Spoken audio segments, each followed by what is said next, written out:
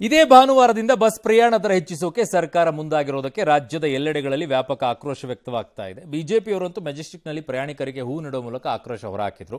ಕಾಂಗ್ರೆಸ್ ಸರ್ಕಾರ ರಾಜ್ಯದ ಜನರಿಗೆ ಮೋಸ ಮಾಡ್ತಾ ಇದೆ ಅಂತ ಆರೋಪಿಸಿದ್ರು. ಪ್ರಯಾಣಿಕರಿಗೆ ಹೂ ಕೊಡುವ ವೇಳೆ ಅಶೋಕ್ರನ್ನ ಪೊಲೀಸರು ತಡೆಯೋಕೆ ನೋಡಿದ್ರು. ಇದಕ್ಕೆ ಅಶೋಕ್ ಅವರು ಫುಲ್ ಗರಂ ಆದ್ರು. ನನ್ನನ್ನು ಹೇಗೆ ಮುಟ್ತೀರಿ, ನೀವು ನಾಟಕ ಆಡ್ತಿದ್ದೀರಾ ಅಂತ ಆವಾಜ್ ಹಾಕಿದ್ರು. ಪ್ರಯಾಣ ದರ ಏರಿಕೆ ಖಂಡಿಸಿದ ಕೇಂದ್ರ ಸಚಿವ ಕುಮಾರಸ್ವಾಮಿ ಅವರು ಜನರ 2 ದಿನದ ಆಕ್ರೋಶದ ಮನಸ್ಥಿತಿಗೆ ಬಗ್ಗೆ ಬೇಸರವನ್ನು ವ್ಯಕ್ತಪಡಿಸಿದರು. ಕರೆಕ್ಟ್, ಅವರು 1-2 ದಿನ ಬೇಸರ ಮಾಡ್ಕೊಳ್ತಾರೆ, ಜನ ಆಮೇಲೆ ಅಡ್ಜಸ್ಟ್ ಆಗ್ತಾರೆ. ಆದರೆ ಸಚಿವರು ಮಾತ್ರ ಪ್ರಯಾಣ ದರ ಹೆಚ್ಚಳವನ್ನು ಬಲವಾಗಿ ಸಮರ್ಥಿಸಿದ್ದಾರೆ. ಇದು ಸಾಲದು ಅಂತ ಹಾಲಿನ ದರ ಹೆಚ್ಚಳ ಮಾಡುವಂತೆ ಸರ್ಕಾರದ ಮುಂದೆ ಪ್ರಸ್ತಾವನೆ ಹೋಗಿದೆ. ಮುಂದಿನ ವಾರ ಬೆಂಗಳೂರು ಜಲಮಂಡಳಿ ಮತ್ತು ನೀರಿನ ಶುಲ್ಕವನ್ನು ಕನಿಷ್ಠ 15ರಿಂದ 30ರಷ್ಟು ಹೆಚ್ಚಿಸುವ ಸಂಭವ ಇದೆ ಅಂತಿದ್ದಾರೆ. ಬೇಡಿಕೆ ಇರೋದು 30ರಷ್ಟು ಬೇಡಿಕೆ ಇದೆ ನೀರಿನ ದರ ಹೆಚ್ಚಳ ಮಾಡೋಕ್ಕೆ. ಮೆಟ್ರೋ ಪ್ರಯಾಣ ದರವನ್ನು ಹೆಚ್ಚಿಸುವ ಪ್ರಸ್ತಾವನೆಯನ್ನು ಬಿಎಂಆರ್ಸಿಯಲ್ಲಿ ಇಟ್ಟಿದೆ. ಏಪ್ರಿಲ್ನಲ್ಲಿ ವಿದ್ಯುತ್ ದರವು ಕೂಡ ಹೆಚ್ಚಾಗುವ ಸಾಧ್ಯತೆ ಇದೆ ಅಂತಿದ್ದಾರೆ. ಈ ಮಧ್ಯೆ ಶಕ್ತಿ ಯೋಜನೆ ಬಗ್ಗೆ ಮೆಚ್ಚುಗೆ ಸೂಚಿಸಿರುವ ನೆರೆ ಆಂಧ್ರದ ಎನ್ಡಿಎ ಸರ್ಕಾರ ಅಲ್ಲಿಯೂ ಕೂಡ ಇದನ್ನು ಜಾರಿ ಮಾಡೋಕೆ ತಯಾರಿ ನಡೆಸಿದೆ. ಇಂದು ಸಚಿವರ ನಿಯೋಗ ಬೆಂಗಳೂರಿಗೆ ಬಂದು ಪರಿಶೀಲನೆಯನ್ನು ಕೂಡ ಮಾಡಿದ್ದಾರೆ ಆಂಧ್ರದವರು. ರಾಜ್ಯದ ಮುಖ್ಯಮಂತ್ರಿ ಟ್ಯೂಬ್ಲೈಟ್ ಮುಖ್ಯಮಂತ್ರಿ ಅಲ್ಲ, ಇಂಥ ಟ್ರಾನ್ಸ್ಪೋರ್ಟ್ ಮಿನಿಸ್ಟರ್ನ ನಾವು ನೋಡಕ್ ಸಾಧ್ಯನೇ ಇಲ್ಲ. 2013ರಲ್ಲಿ ನಾನೇ ಟ್ರಾನ್ಸ್ಪೋರ್ಟ್ ಮಿನಿಸ್ಟರ್. ನಾನು ಹೋಗ್ಬೇಕಾದ್ರೆ 1,000 ಕೋಟಿ ಲಾಭ BMTC ಮತ್ತು KSRTC. ಬಡವರಿಗೆ ಹಿಂದೆ ಬಿಜೆಪಿ ಸರ್ಕಾರ ಯಾವುದು ಫ್ರೀ ಕೊಟ್ಟಿರಲಿಲ್ಲ, ನಾವೆಲ್ಲ ಫ್ರೀಗಳನ್ನು ಕೊಡ್ತೀರಿ. ಈ ಸರ್ಕಾರ ಬಂದ ಮೇಲೆ ಪ್ರತಿದಿನ ಟ್ಯಾಕ್ಸು. ಕಾಂಗ್ರೆಸ್ ಸರ್ಕಾರ ಗ್ಯಾರಂಟಿ ಹೆಸರಿನಲ್ಲಿ ಜನರಿಗೆ ಸುಳ್ಳು ಹೇಳಿ ಅಧಿಕಾರಕ್ಕೆ ಬಂದು ಹೆಚ್ಚಿನ ಹೊರೆಯನ್ನ ಟ್ಯಾಕ್ಸ್ ಅನ್ನು ಹಾಕೋ ಕೆಲಸ ಮಾಡಿದೆ. ಉಳಿದವ್ರ ಕಡೆಯಿಂದ ಜಾಸ್ತಿ ತಗೊಳ್ತಾ ಹೋಗೋದೀಗ ಮತ್ತೆ ಜನಕ್ಕೆ ಫ್ರೀ ಕೊಡ್ತೀವಿ ಅಂತ ಹೇಳೋದು. ಜಾಸ್ತಿನ ದುಡ್ಡು ಖರ್ಚು ಮಾಡ್ತಾರೆ. ಅದರ ಭ್ರಷ್ಟಾಚಾರ ದುರಾಡಳಿತದ ಕಾರಣದಿಂದ ರೆವಿನ್ಯೂ ಸರ್ಪ್ಲಸ್ ಸ್ಟೇಟ್ನಿಂದ ರೆವಿನ್ಯೂ ಡೆಫಿಸಿಟ್ ಸ್ಟೇಟಿಗೆ ಹೋಗ್ತಾ ಇದೆ ರಾಜ್ಯ. ಈಗಿನ ಈ ಬೆಳವಣಿಗೆಗಳಿದೆಯಲ್ಲ, ಇದೇನು ಯಾರಿಗೂ ಏನು ಅಚ್ಚರಿ ತರ್ತಕ್ಕಂಥ ವಿಷಯ ಅಲ್ಲ. ನನ್ನ ಅಭಿಪ್ರಾಯದಲ್ಲಿ ಸಾರ್ವಜನಿಕರು ಸಹ ಇದನ್ನೊಂದು 2-3 ದಿವಸದಲ್ಲಿ ಮರೀತಾರೆ. 1-2 ದಿವಸ ಆಕ್ರೋಶ ವ್ಯಕ್ತಪಡಿಸ್ತಾರೆ ಅಷ್ಟೇ. 1-2 ದಿನ, 3ನೇ ದಿನ ಇದಕ್ಕೆ ಅಡ್ಜಸ್ಟ್ ಆಗ್ತಾರೆ. ಯಾವುದಕ್ಕೂ ಟೀಕೆ ಮಾಡಲ್ಲ. ರಾಜ್ಯದಲ್ಲಂತೂ ಸರ್ಕಾರ ಅಂತೂ ಇಲ್ಲ ಅಲ್ವಾ? ಹೇಳೋರು ಕೇಳೋರು ಯಾರೂ ಇಲ್ಲ. ಜನಗಳ ಕಷ್ಟ ಸುಖ ಯಾರು ಕೇಳ್ತಾರೆ? ನಾನು ಅಧಿಕಾರ ವಹಿಸ್ಕೊಂಡಾಗ 5,900 ಕೋಟಿ ಸಾಲ ಇಟ್ಟೋಗಿದ್ರು. ಈ ಅನಿವಾರ್ಯ ಕಾರಣಗಳಿಂದ ಇವರು ಸಾಲ ಹಿಡದೆ ಹೋಗಿದ್ರೆ ನಾವು ಬಸ್ ದರ ಏರಿಸ್ತಿರ್ಲಿಲ್ಲ. ಡೇ 1ನಿಂದ ಮಾತಾಡ್ತಿದ್ರೆ ಬಿಜೆಪಿಯವರು ಶಕ್ತಿಯಿಂದ ತೊಂದರೆ ಆಗೋಯ್ತು ಅಂತ ಹೇಳ್ತಾರೆ. ಅವರು ಮನುವಾದಿಗಳು. ಮಹಿಳೆಯರ ಸಬಲೀಕರಣ ಅಂದ್ರೆ ಆಗಲ್ಲ, ಮಹಿಳಾ ವಿರೋಧಿಗಳು ಬಿಜೆಪಿಯವರು. ನೋಡಿ, ನಾವು ಮಹಿಳೆಯರಿಗೆ ಕೊಟ್ಟಿದ್ದೀವಿ, ಮಹಿಳೆಯರಿಗೆ ಅದು ಫ್ರೀ. ಜೆಂಟ್ಸಿಗಂತ ಪ್ರಶ್ನೆ ಇಲ್ಲ. ಅದು 15% ಏರಿಸಲಿಕ್ಕೆ ಶಿಫಾರಸು ಮಾಡಿದ್ದಾರೆ. ಅದು ಸುಮಾರು ವರ್ಷದಿಂದ 5-10 ವರ್ಷದಿಂದ ಆಗಿದೆ ಅಂತ. ಅದು ಬೇರೆ ಎಲ್ಲ ಏರಿದೆ ರೇಟ್. ಅದಕ್ಕೂ ಇದನ್ನು ಏರಿಸೋದು ನಿಶ್ಚಯ ಅಂತಂದ್ರೆ ಅಷ್ಟೇ. ಹಾಲಿನ ದರ ಹೆಚ್ಚಿಗೆ ಮಾಡಬೇಕು ಅಂತೇಳಿ ರೈತರು ಒತ್ತಾಯ ಇದೆ. ಅವ್ರು 10 ರೂಪಾಯಿ ಜಾಸ್ತಿ ಮಾಡಿ ಅಂತ ಡಿಮ್ಯಾಂಡ್ ಕೇಳ್ತಾ ಇದ್ದಾರೆ. ಬಟ್ ನಾವಿನ್ನೂ ಚರ್ಚೆ ಮಾಡ್ತಾ ಇದ್ದೀವಿ. ನಾವು ಚರ್ಚೆ ಮಾಡೋ ತೀರ್ಮಾನಕ್ಕೆ ಬರ್ತೀವಿ. 5 ರೂಪಾಯಿ ಮಾಡ್ತೀವೋ, 3 ರೂಪಾಯಿ ಮಾಡ್ತೀವೋ, 10 ರೂಪಾಯಿ ಮಾಡ್ತೀವಿ, ಇನ್ನೂ ತೀರ್ಮಾನ ಆಗಿಲ್ಲ. ಏನೋ ಅವ್ರು ನಷ್ಟ ಮಾಡ್ಕೊಂಡು ಯಾಕೆ ಉತ್ಪಾದನೆ ಮಾಡ್ತಾರೆ? ದಿನೇ ಉತ್ಪಾದನೆ ಜಾಸ್ತಿ ಆಗ್ತಿದೆ ಹಾಲಿಂದ. ರೈತರು ಅದ್ರ ಮೇಲೆ ಅವಲಂಬಿತರಾಗಿದ್ದಾರೆ. ರೈತರಿಗೆ ಅನ್ಯಾಯ ಆಗದಂಗೆ ನೋಡ್ಕೋಬೇಕಲ್ಲ ನಾವು. ದರ ಏರಿಕೆ ಮಾಡಿದಾಗ ಬರೋಣ. ಈಗ ಬಸ್ಸಿನ ದರ ಏರಿಕೆ ವಿಚಾರದಲ್ಲಿ ಅಲ್ವಾ, ಯಾವ ರೀತಿಯಾಗಿ ಸರ್ಕಾರ ಜನರನ್ನ ಮೂರ್ಖರನ್ನಾಗಿ ಮಾಡುತ್ತೆ ಅಂತ ನೋಡ್ಕೊಳ್ಳಿ. ಸರ್ಕಾರ ಅಧಿಕಾರಕ್ಕೆ ಬಂದಾಗ ಏನ್ ಮಾಡಿದ್ರು? ತೈಲ ಬೆಲೆ ಮೇಲೆ 2% ಸೆಸ್ ಅನ್ನ ಹಾಕಿದ್ರು. ಆ ಸೆಸ್ ಏನಾಯ್ತು?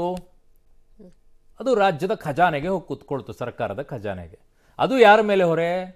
ಜನಸಾಮಾನ್ಯರ ಮೇಲೆ ಹೊರೆ. ಆಯ್ತಾ? ಅದು BMTCಯ ಡೀಸೆಲ್ ಮೇಲೂ ಕೂಡ ಅದೇ ರೀತಿಯಾಗಿ 2 ಸೆಸ್ ಬೀಳುತ್ತೆ. ಅಲ್ಲೂ ಏರಿಕೆ ಮಾಡಿ ಜನರಿಂದ ಕಿತ್ಕೊಂಡ್ರು. ಈಗ ಏನ್ ಹೇಳ್ತಾರೆ ಇಲ್ಲಿ?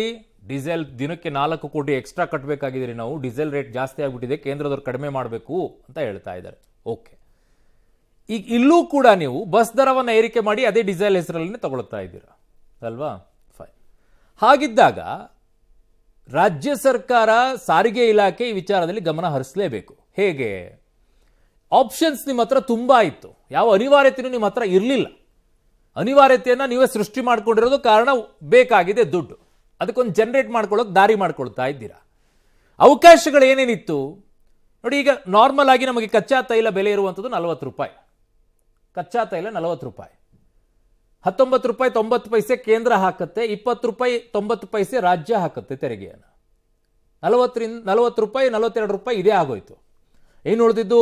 ಅದನ್ನ ಪ್ರೊಸೆಸಿಂಗ್ ಫೀಸ್ ಅಂತ 7 ರೂಪಾಯಿ ಏನೋ ಇದೆ. ಅದಾದ ನಂತರ ಒಂದಿಷ್ಟು ಶೇಖರಣೆ ಮಾಡಿ ಇಟ್ಕೊಳ್ಳೋಕೆ ಒಂದು 10 ರೂಪಾಯಿ ಅಂತ ತಗೊಳ್ತಾರೆ. ಆಮೇಲೆ ಪೆಟ್ರೋಲ್ ಬಂಕ್ನವರು ಒಂದು 3 ರೂಪಾಯಿ ತಗೊಳ್ತಾರೆ. ಅದೆಲ್ಲ ಸೇರಿದ್ರೆ 101 ರೂಪಾಯಿ ಆಗುತ್ತೆ. ನನ್ನ ಬೇಡಿಕೆ ನಿಮ್ಮ ಹತ್ರ ಇರುವುದು, ನನ್ನ ಸಲಹೆ ನಿಮ್ಮ ಹತ್ರ ಇರೋದು, ಬಡವರಿಗೋಸ್ಕರ ಸಾರ್ವಜನಿಕರಿಗೋಸ್ಕರ ಇರುವಂಥದ್ದೇ ಸಾರಿಗೆ ಬಸ್ಗಳು ಅಲ್ವಾ? ಸರ್ಕಾರದ್ದು ಸಾರಿಗೆ ಬಸ್ಗಳು ಇರೋದೇ ಅದಕ್ಕೆ. ಹಾಗಿದ್ದಾಗ ಸರ್ಕಾರಗಳು ಸಾರಿಗೆ ಬಸ್ಗಳೇನಿದೆ, ಸರ್ಕಾರದ ಮಾತ್ರ ಹೇಳ್ತಾ ಇದ್ದೀನಿ, ಖಾಸಗಿಗೂ ಅಲ್ಲ ನಾನು ಹೇಳ್ತಾ ಇರೋದು, ಸರ್ಕಾರದ ಬಸ್ಗಳಿಗೆ, ಸಾರ್ವಜನಿಕವಾಗಿ ಓಡಾಡುವಂಥ ಬಸ್ಗಳಿಗೆ ಸೆಸ್ಸನ್ನು ತೆಗೆದುಹಾಕ್ಬಿಡಿ. ಬೇಡ, ಅನುಕೂಲ ಆಗಲ್ವಾ? ಸೆಸ್ ತೆಗೆದುಹಾಕ್ಬಿಡಿ.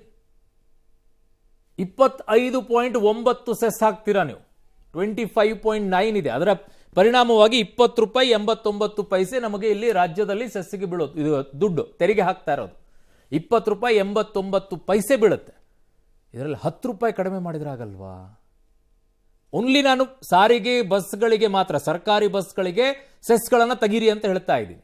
ಪೂರ್ತಿ ಆಗದೆ ಇದ್ರೂ ಕೂಡ 10 ರೂಪಾಯಿ ಆದರೂ ಇಟ್ಕೊಳ್ಳಿ, 20 ರೂಪಾಯಿ ಬದಲಾಗಿ 10 ರೂಪಾಯಿ ಇಟ್ಕೊಳ್ಳಿ. ಅಲ್ಲಿದ್ದಕ್ಕೆ ಆಗ್ಲಿಲ್ವಾ? ಅಲ್ಲಿಗೆ ರೇಟ್ ನಿಮಗೆ ಇಲ್ಲಿ ಜನರ ಮೇಲೆ ಹೊರೆ ಹಾಕೋದ್ರ ಬದಲಾಗಿ.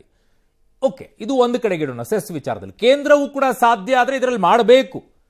ಇಡೀ ಎಲ್ಲ ದೇಶದ ಎಲ್ಲ ರಾಜ್ಯಗಳಲ್ಲೂ ಕೂಡ ಸಾರಿಗೆ ಬಸ್ಗಳಿಗೆ ಏನಿದಾವೆ, ಸಾರ್ವಜನಿಕರಿಗೆ ಅನುಕೂಲ ಆಗೋ ರೀತಿಯಲ್ಲಿ ಎಲ್ಲ ರಾಜ್ಯಗಳಿಗೂ ಕೂಡ ನಾವು ಈ ಸೆಸ್ಗಳನ್ನು ಈ ವಿಚಾರಕ್ಕೆ ಮಾತ್ರ ಇಂತಿಷ್ಟು ಡಿಸೇಲ್ಗಳಿಗೆ ನಾವು ಪರವಾನಗಿಯನ್ನು ಕೊಡ್ತೀವಿ, ಅದಕ್ಕೆ ಸೆಸ್ಸನ್ನು ತೆಗಿತೀವಿ ಅಂತೇಳಿ. ಕಂಪನಿಗಳಿಗೆಲ್ಲ ನೀವು ಕೊಡುವಂಥ ಡಿಸೇಲ್ಗಳಿಗೆ ಸಬ್ಸಿಡಿ ಕೊಡಲ್ವಾ? ದೊಡ್ಡ ದೊಡ್ಡ ಕಂಪನಿಗಳಿಗೆಲ್ಲ ಹಾಕಿಸ್ಕೊಳ್ಳುವಂಥ ಡಿಸೇಲ್ಸ್ಗಳಿಗೆ, ಅವ್ರಿಗೆ ಇಟ್ಕೊಳ್ಳುವಂಥ ಜನರೇಟರ್ಗಳಿಗೆಲ್ಲ ಸಬ್ಸಿಡಿ ಕೊಡ್ತಾ ಇದ್ದೀರಲ್ಲ, ಯಾಕೆ ಸಾರ್ವಜನಿಕವಾಗಿ ಜನ ಓಡಾಡುವಂಥ ಸಾರಿಗೆ ಬಸ್ಗಳಿಗೆ ಕೊಡೋದು ಬೇಡವಾ? ಕಮಾನ್, ಇಬ್ರು ಚೆನ್ನಾಗಿ ಆಡ್ತೀರಾ ಕೇಂದ್ರದವರು ರಾಜ್ಯದವರು. ಎರಡನೇ ವಿಚಾರಕ್ಕೆ ಬರ್ತೀನಿ.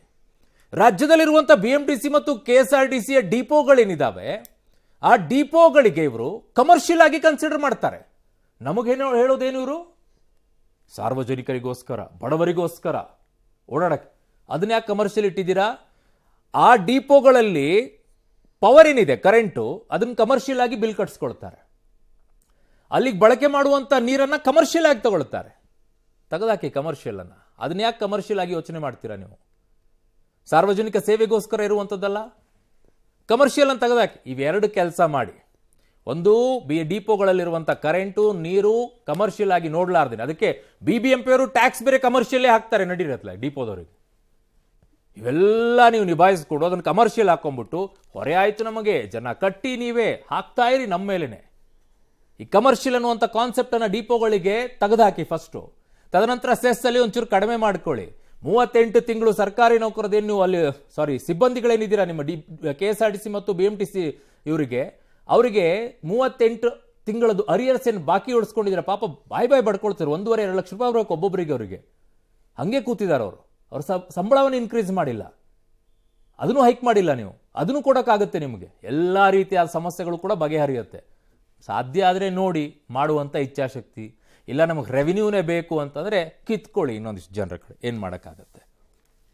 ರಾಜ್ಯಕ್ಕೆ ಎಂಟ್ರಿ ಕೊಟ್ಟಿರುವ JP ನಡ್ಡಾಗೆ ನಿರೀಕ್ಷೆಯಂತೆಯೇ ವಿಜಯೇಂದ್ರ ರೆಬೆಲ್ ಬಣದ ವಿರುದ್ಧ ಚಾರ್ಜ್ ಶೀಟ್ ಅನ್ನು ಸಲ್ಲಿಸಿದ್ದಾರೆ. ಪ್ರತ್ಯೇಕ ಹೋರಾಟಕ್ಕೆ ಬ್ರೇಕ್ ಹಾಕಿಸಿ ಸಹಕಾರ ತತ್ವ ಬೋಧಿಸಿ ಅಂತ ಮನವಿಯನ್ನ ಮಾಡಿಕೊಂಡಿದ್ದಾರೆ. ಇದಕ್ಕೆ ನಡ್ಡಾ ಎಲ್ಲಾ ಸರಿ ಹೋಗುತ್ತೆ, ನಾನು ಸಹ ಅವರನ್ನ ಕರೆದು ಮಾತನಾಡ್ತೀನಿ, ಸದ್ಯದಲ್ಲೇ ಎಲ್ಲದಕ್ಕೂ ಅಂತ್ಯ ಹಾಡ್ತೀನಿ ಅಂತ ಭರವಸೆ ಕೊಟ್ಟಿದ್ದಾರಂತೆ. ಇನ್ನು ಶೀಘ್ರವೇ ನಡೆಯಲಿರುವ ರಾಜ್ಯಾಧ್ಯಕ್ಷರ ಚುನಾವಣೆ ಬಗ್ಗೆಯೂ ನಡ್ಡಾ ವಿಜಯೇಂದ್ರ ಚರ್ಚೆ ನಡೆಸಿದ್ದಾರೆ. CT ರವಿ ಮುನಿರತ್ನ ವಿಚಾರದಲ್ಲಿ ಸರ್ಕಾರದ ನಡೆ ಖಂಡಿಸಿ ಹಮ್ಮಿಕೊಂಡಿರುವ ಹೋರಾಟಗಳ ಬಗ್ಗೆ ವಿವರವನ್ನು ಕೊಟ್ಟಿದ್ದಾರೆ. ಸಂಜೆ ಮುನಿರತ್ನ ಸೇರಿ ಹಲವರು JP ನಡ್ಡಾರನ್ನ ಭೇಟಿ ಮಾಡಿ ಚರ್ಚೆ ನಡೆಸಿ ಗಮನ ಸೆಳೆದಿದ್ದಾರೆ.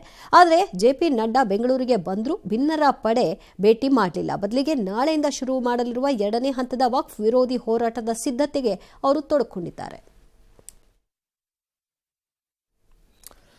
ಓಕೆ, ಇದು ಬಿಡಿ ನಿಮ್ಮದು. ನಾನು ಹೇಳದ್ನಲ್ಲ, ಅವರು ನೆವರ್ ಎಂಡಿಂಗ್ ಇವ್ರದ್ದು. ನಾನು ಹೇಳಿದ್ದೀನಿ, ನೀವು ಕಿತ್ತಾಡ್ಕೊಳ್ಳೋದು ಎಲ್ಲಿಯವರೆಗೂ ನೀವು ಒಂದು ಫೋಟೋ ಫ್ರೇಮ್ ನೀವು ನಮ್ಗೆ ತೋರಿಸಲ್ವ ರಾಜ್ಯದ ಜನತೆಗೆ, ಅಲ್ಲಿಯವರೆಗೂ ಕೂಡ ನೀವು ಸರಿ ಇಲ್ಲ ಅಂತಾನೆ ಹೇಳೋದು ನಾವು. ಇವರಿಬ್ಬರ ಕಿತ್ತಾಟ ಹೈಕಮಾಂಡ್ಗೂ ತಲೆ. ಅಯ್ಯೋ, ಕಿತ್ತಾಡ್ಕೊಳ್ಳಿ ಬಿಡಿ ದಿವ್ಯಾ. ಅವ್ರ ಪಕ್ಷ ಶಿಸ್ತಿನ ಪಕ್ಷ, ಅಶಿಸ್ತಾದ್ರೆ ಏನು, ಅವರು ಡ್ಯಾಮೇಜ್ ಆಗೋದು ಅವರಿಗೆ. ಸದನದಲ್ಲಿ ಸಚಿವೆಯನ್ನ CT ರವಿ ಆಕ್ಷೇಪಾರ್ಹ ಪದ ಬಳಸಿ ನಿಂದಿಸಿದ ಪ್ರಕರಣ ಸಂಬಂಧ ಕಾನೂನಾತ್ಮಕ ಚರ್ಚೆಗಳ ನಡುವೆಯೂ ಕೂಡ CID ತನಿಖೆ ಈಗ ಶುರು ಮಾಡಿಕೊಂಡಿದೆ. ಇವತ್ತು ಬೆಂಗಳೂರಿನ 7 ಮಿನಿಸ್ಟರ್ ಕ್ವಾರ್ಟರ್ಸ್ಗೆ ತೆರಳಿದ ತನಿಖಾ ತಂಡ ಸಚಿವೆ ಲಕ್ಷ್ಮೀ ಹೆಬ್ಬಾಳ್ಕರ್ ಹೇಳಿಕೆಯನ್ನು ದಾಖಲಿಸಿಕೊಂಡಿದೆ. ದೂರುದಾರರು ಮಹಿಳೆ ಮತ್ತು ಮಕ್ಕಳು ಅಥವಾ ವೃದ್ಧರಾಗಿದ್ದಲ್ಲಿ ಅವರು ಇರುವಂತಹ ಜಾಗಕ್ಕೆ ತೆರಳಿ ಹೇಳಿಕೆಯನ್ನು ದಾಖಲಿಸಲು ಕಾನೂನಲ್ಲಿ ಅವಕಾಶ ಇರುವ ಕಾರಣ DYSP ಅಂಜುಮಾಲಾ ನಾಯಕ್ ಸಚಿವೆ ಮನೆಗೆ ತೆರಳಿ ಅವರ ಹೇಳಿಕೆಯನ್ನು ರೆಕಾರ್ಡ್ ಮಾಡಿಕೊಂಡಿದ್ದಾರೆ. ಶೀಘ್ರವೇ ಮ್ಯಾಜಿಸ್ಟ್ರೇಟ್ ಮುಂದೆ ಸಚಿವೆ ಹೇಳಿಕೆಯನ್ನು ದಾಖಲಿಸೋಕೆ ಸಮಯ ನಿಗದಿ ಮಾಡುವ ಸಾಧ್ಯತೆ ಕೂಡ ಇದೆ.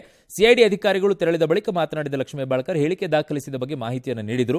ನನಗೆ ಅನ್ಯಾಯ ಆಗಿದೆ, ನನ್ನ ಜೊತೆಗೆ ನಿಲ್ಲಿ ಅಂತ ಕೇಳಿಕೊಂಡ್ರು. ಆದಂಥ ಘಟನೆ ಬಗ್ಗೆ ಏನೇನಿತ್ತು ಅದನ್ನು ಅವರು ಯಾವ್ಯಾವ ರೀತಿ ಕೇಳಿದ್ರು ಆ ರೀತಿ ಆ ಘಟನೆ ಬಗ್ಗೆ ವಿವರಣೆಯನ್ನು ಕೊಟ್ಟಿದ್ರು. ಕಾನೂನು ಚೌಕಟ್ಟಿನಲ್ಲಿ ಏನೇನಾಗಬೇಕು ಇವ್ರು ಮಾಡ್ತಾರೆ, ಸಭಾಪತಿಗಳಿದ್ದಾರೆ ಅವ್ರು ಏನೇನು ಮಾಡಬೇಕು ಅವ್ರು ಮಾಡ್ತಾರೆ. ಬಟ್ ನನಗೆ ಅನ್ಯಾಯ ಆಗಿರೋದ್ರ ವಿರುದ್ಧ ಇಡೀ ಮಹಿಳಾ ಕುಲಕ್ಕೆ ಆದಂಥ ಅನ್ಯಾಯದ ಬಗ್ಗೆ ನಾನು ಪ್ರತಿಭಟಿಸ್ತಾ ಇದ್ದೀನಿ. ಅದಕ್ಕೆ ನಿಮ್ಮೆಲ್ಲರದ್ದು ಸಹಕಾರ ಇರಲಿ ಅಂತ ದಯಮಾಡಿ ಕೇಳ್ತೀನಿ. ಸಚಿನ್ ಪಾಂಚಾಲ್ ಪ್ರಕರಣ ಸಿಬಿಐಗೆ ವಹಿಸಲು ಸರ್ಕಾರಕ್ಕೆ ಬಿಜೆಪಿ ನೀಡಿದ ಗಡುವು ಇಂದಿಗೆ ಮುಗಿದಿದೆ. ಆದರೆ ಪ್ರಕರಣವನ್ನು ಸಿಬಿಐಗೆ ಕೊಡೋದಕ್ಕೆ ಸರ್ಕಾರ ಮಾತ್ರ ಮನಸ್ಸು ಮಾಡಿಲ್ಲ. ಹೀಗಾಗಿ ಬಿಜೆಪಿ ಹೇಳಿದಂತೆಯೇ ನಾಳೆ ಕಲಬುರಗಿಯಲ್ಲಿ ಬೃಹತ್ ಹೋರಾಟವನ್ನು ಮಾಡೋದಕ್ಕೆ ನಿರ್ಧರಿಸಿದ್ದಾರೆ. ಜನಪ್ರತಿನಿಧಿಗಳನ್ನ ಸುಪಾರಿ ಕೊಟ್ಟು ಮುಗಿಸುವ ಕೆಲಸಕ್ಕೆ ಸರ್ಕಾರ ಮುಂದಾಗಿದೆ ಅಂತ ಪ್ರಹ್ಲಾದ್ ಜೋಶಿ ಗಂಭೀರ ಆರೋಪ ಮಾಡಿದ್ದಾರೆ. ಇನ್ನು ಈವರೆಗೂ ರಾಜು ಕಪನೂರ್ ಬಂಧನ ಆಗಿಲ್ಲ ಯಾಕೆ ಅಂತ ಪ್ರಶ್ನೆ ಮಾಡಿದ್ದಾರೆ. ರಾಜಕೀಯ ಕೆಸರೆಚಾಟದ ಮಧ್ಯೆ ಸಚಿನ್ ಪಾಂಚಾಲ್ ಆತ್ಮಹತ್ಯೆ ಪ್ರಕರಣದ ತನಿಖೆಯನ್ನು ಸಿಐಡಿ ಕೈಗೆತ್ತಿಕೊಂಡಿದೆ. ಸಚಿನ್ ಸ್ವಗ್ರಾಮ ಬೀದರ್ನ ಕಟ್ಟಿತುಂಗಾವ್ಗೆ ಭೇಟಿ ಕೊಟ್ಟರು. ಸಿಐಡಿ ಅಧಿಕಾರಿಗಳು ಮಾಹಿತಿಯನ್ನು ಸಂಗ್ರಹಿಸಿದರು. ಈ ವೇಳೆ 9ನೇ ದಿನದ ಕಾರ್ಯದಲ್ಲಿ ತೊಡ್ಕೊಂಡಿದ್ದಂತಹ ಕುಟುಂಬ ದುಃಖದಲ್ಲಿ ಇದೆ. ಈವರೆಗೂ ಆರೋಪಿಗಳ ಬಂಧನವಾಗದ ಬಗ್ಗೆ ಮೃತರ ಕುಟುಂಬ ಆಕ್ರೋಶವನ್ನು ಹೊರಹಾಕಿದೆ. ಇದರ ಮಧ್ಯೆ ಕಲಬುರಗಿಯಲ್ಲಿ ಪೋಸ್ಟರ್ ವಾರ್ ಮುಂದುವರೆದಿದೆ. ಹಾಲಿ ಬಿಜೆಪಿ ಶಾಸಕ ಬಸವರಾಜ ಮತ್ತಿಮೂಡ್ 2012ರಲ್ಲಿ ಪ್ರಕರಣವೊಂದರ ಸಂಬಂಧ ಠಾಣೆಯೊಂದರಲ್ಲಿ ಸ್ಲೇಟ್ ಹಿಡಿದು ನಿಂತಿದ್ದ ಚಿತ್ರವನ್ನು ಕಾಂಗ್ರೆಸ್ ಹಂಚಿಕೊಂಡಿದೆ. ಸ್ವಯಂ ಅಪರಾಧಿಗಳಾದ ಬಿಜೆಪಿಯವರು ಜನರನ್ನ ರಕ್ಷಿಸುವರೇ ಅಂತ ಪ್ರಶ್ನೆ ಮಾಡಿದ್ದಾರೆ. ಒಬ್ಬ ಜನಪ್ರತಿನಿಧಿಯನ್ನ ಕರ್ಕೊಂಡು ಹೊಲ ಗದ್ದೆ ಕ್ವಾರಿ ಎಲ್ಲ ಅಡ್ಡಾಡಿಸ್ತಾರೆ. ಆದ್ರೆ ರಾಜು ಕಪನೂರ್ ಈತನ ಬಂಧನ ಆಗಿಲ್ಲ. ಇನ್ನು ಯಾಕೆ ಬಂಧನ ಆಗಿಲ್ಲ? ಯಾರ ಕೃಪಾಶೀರ್ವಾದ ಮೇಲಿದೆ? ಇನ್ನು ತಕ ಒಂದು ಕೂಡ ಅವ್ರು ಆರೋಪಿಗಳು ಎಲ್ಲಿ ಬಚ್ಚಿಟ್ಕೊಂಡಾರ, ಲಾಸ್ಟ್ ಲೊಕೇಶನ್ ಎಲ್ಲಿ ಇನ್ನೂ ತಕ ಅವ್ರು ಹೇಳಿಲ್ಲ. ನಮ್ಮ ತಮ್ಮಂದೇ ಡೀಟೇಲ್ಸ್ ತೆಗಿಲತ್ತಾರ ಹೊರತು ಅವ್ರದ್ದು ಹೆಸರು ಸಮೇತ ತೆಗಿಲತ್ತಿಲ್ಲ. ನ್ಯಾಯಕ್ಕೋಸ್ಕರ ನಾವು ಕಡೆತನ ಹೋರಾಡ್ತೀವಿ ಸರ್. ಅವ್ರ ಸಹೋದರಿ ಹೇಳ್ತಾರೆ ಅದು ಕರೆಕ್ಟ್ ಅದು. ಆ್ಯಕ್ಚುಲಿ ಇದರಲ್ಲಿ ಸಚಿನ್ನೇ ಅಪರಾಧಿ ಅನ್ನೋ ರೀತಿಯಲ್ಲಿ ಬಿಂಬಿಸೋ ರೀತಿಯಲ್ಲಿ ಆಗ್ತಾ ಇದೆ ಇದು. ಅವ್ರು ಯಾರ ಮೇಲೆ ಅಲಿಗೇಷನ್ ಮಾಡಿದಾರೆ ಅವ್ರನ್ನೆಲ್ಲೂ ವಿಚಾರಣೆ ಇಲ್ಲ, ಅರೆಸ್ಟು ಇಲ್ಲ, ಏನೂ ಇಲ್ಲ. ಯಾರು ಆತ್ಮಹತ್ಯೆ ಮಾಡ್ಕೊಂಡಿದ್ದಾರೆ ಅವರೇ ಅಪರಾಧಿ ಅನ್ನೋ ರೀತಿಯಲ್ಲಿ ಬಿಂಬಿಸೋ ಪ್ರಯತ್ನಗಳು ನಡೀತಾ ಇದೆ. ಶಿ ಇಸ್ ರೈಟ್ ಅಂತ ಅನಿಸುತ್ತೆ. ಗೊತ್ತಿಲ್ಲ ಹೆಂಗೋಗುತ್ತೆ ಅಂತ.